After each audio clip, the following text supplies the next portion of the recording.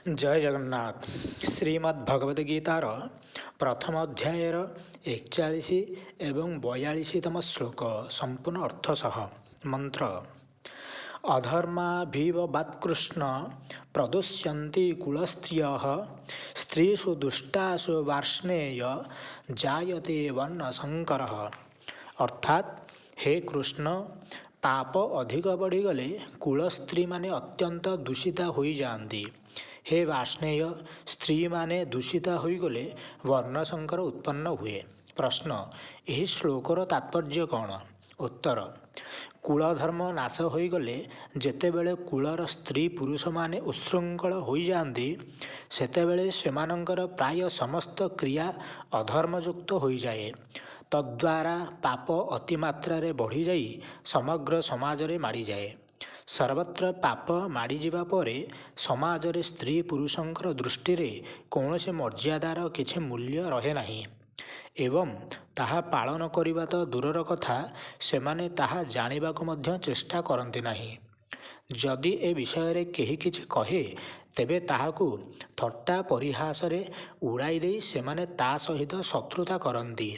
एपरी अवस्थारे पवित्र सती धर्म जहाँकि समाज धर्म रक्षा करे, समाज धर्म रक्षार आधार, ताहा नष्ट हो जाए।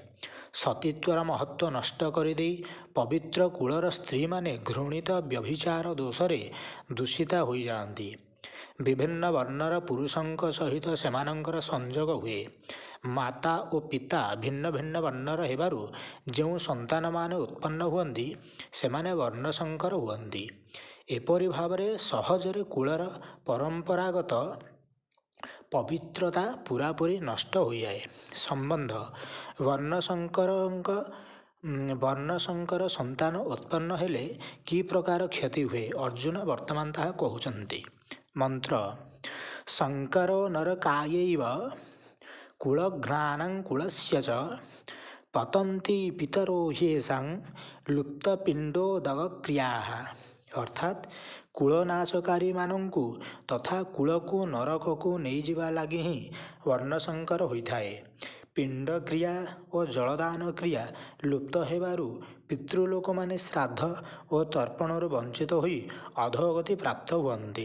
प्रश्न, कुलनाशकारी केउमानंकु कुहाଯାଇଛି एवं यही श्लोकरे कुलस्य पद सहित च अव्यय प्रयोग करी कौन सूचित करा जाइछि?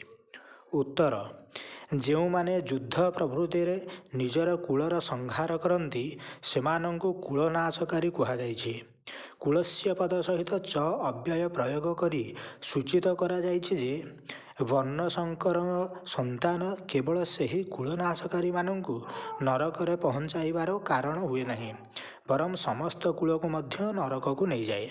प्रश्न, पिंडदान क्रिया और जलदान क्रिया लोप हेबारु पितृलोक माने मध्य अधोगति प्राप्त हुअन्ति, एहार अर्थ कौन? उत्तर, श्राद्धरे जो पिंडदान करा जाए एवं पितृलोकों पई जो ब्राह्मण भोजन आदि करा जाए ताहा ही पिंड क्रिया एवं तर्पण रे जो जलांजलि दिया जाए ताहा उदक क्रिया। यही दुई क्रिया मिशिले पिंडोदक क्रिया हुए। यह नाम श्राद्ध तर्पण। शास्त्र और कुलमर्यादा जानिबा मानिबा लोके श्राद्ध तर्पण करती, किंतु कुलनाशकारी मानक कूलरे धर्म नष्ट हो जिबारु जो वर्णशंकर माने उत्पन्न हुअन्ति सेमाने अधर्मरु उत्पन्न एवं अधर्माभिभूत होइथिबारु एके तो श्राद्ध तर्पण आदि क्रिया जानते नहीं, पुणी केही बताई देले मध्य श्रद्धा नथिबा हेतु ताहा करन्ति नाही। जदि बा केही करन्ति शास्त्र विधि अनुसार सेमानंकर सेथिरे अधिकार नथिबारु ताहा पितृमानंकु मिले नाही। एपरि भावरे जेतेबेले पितृमानंकु संतान मानंक द्वारा पिंड और जल मिले नाही सेतेबेले सेमानंकर पतन हो जाए। संबंध, वर्णशंकर कारक दोषरे कि क्षति हुए वर्तमान ताहा परवर्ती श्लोक मानंकरे कुहा जाइए। जय जगन्नाथ।